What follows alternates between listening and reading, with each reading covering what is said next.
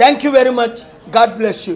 TTD chairman videos బయటకు వచ్చిన ఒక దేవాలయం చైర్మన్గా ఉండి ఆయన నైతికంగా అటువంటి ప్రవర్తనని ఏమంటారు?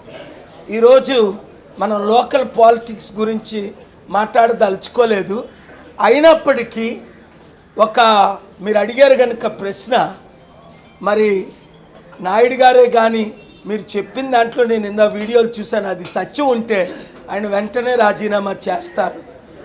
ఎందుకంటే ఒక పుణ్య తిరుపతి దేవస్థానానికి లీడర్గా ఉన్నారు అంటే అది ఒక ప్రీస్ట్హుడ్ లాంటి పని కనుక అది నిజమైతే, నేను పూర్తి ఇన్ఫర్మేషన్ లేదు నా దగ్గర, మీ దగ్గర రుజువులు ఉంటే ఆయన్ని చంద్రబాబు నాయుడు గారు రాజీనామా చేయమంటారు, ఆయన కూడా రాజీనామా చేస్తారు. ఆయన నాకు బాగా మిత్రులు. ఎందుకంటే మా బ్రదరు అప్పుడు వెంకటకృష్ణ గారు ఉన్న టైంలో TV5కి మనం ఎంతో ఆ ఇన్వెస్ట్మెంట్ చేయించి ఆ ఛానల్ మీదేనా ఆయనే అనేవారు. సో ఆ ఛానల్కి చెడ్డ పేరు రాకూడదు, అలాగే తిరుపతికి చెడ్డ పేరు రాకూడదు. దాని గురించి ఇప్పుడు మనం మాట్లాడుకోవడం మంచిది కాదు. ఇప్పుడు ప్రపంచ శాంతి గురించి మాట్లాడదాం.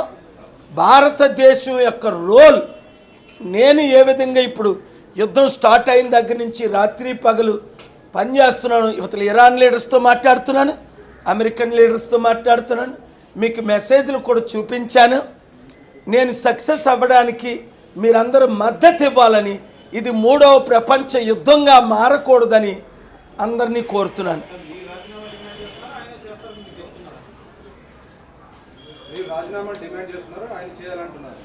మోరల్గా ఒకప్పుడు ఇలాంటి ఆరోపణలు వచ్చినప్పుడు, కొన్ని తిరుపతిలో ఈ లడ్డు వివాదం వచ్చినప్పుడు రాజీనామా చేయమని డిమాండ్ చేశాను.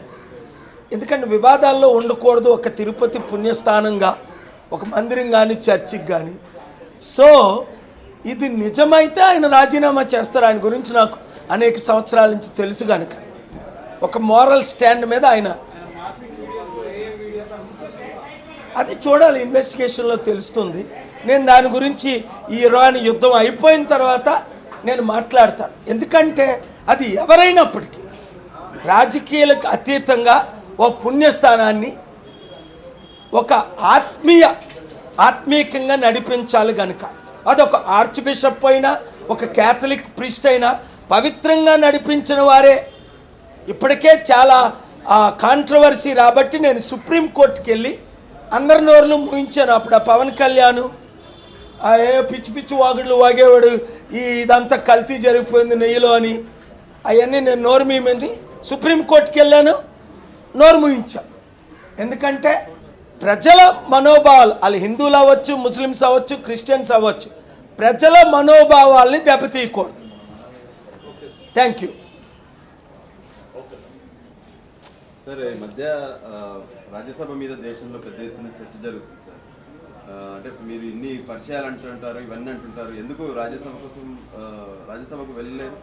ఎలాగో మీరు రాష్ట్రంలో పార్టీ పెట్టారు, ఎక్కడ కూడా అంటే ప్రజల్లోకి వెళ్ళే పరిస్థితి లేదు. అట్లీస్ట్ మీకు ఉన్నటువంటి పరిచయాలు, అమిత్ షా అంటారు, పురుషోత్తం రూపాలు అంటుంటారు, అన్ని రాష్ట్రాల ముఖ్యమంత్రులతో మాట్లాడుతూ అంటుంటారు కదా, ఎందుకు ఆ ప్రయత్నాలు చేయాలి? చూడు Raju, very good question. In 2005, then my dear friend Chandrababu Naidu offered Rajya Sabha to me or my brother. I didn't accept because 13 were in demand if they would have given.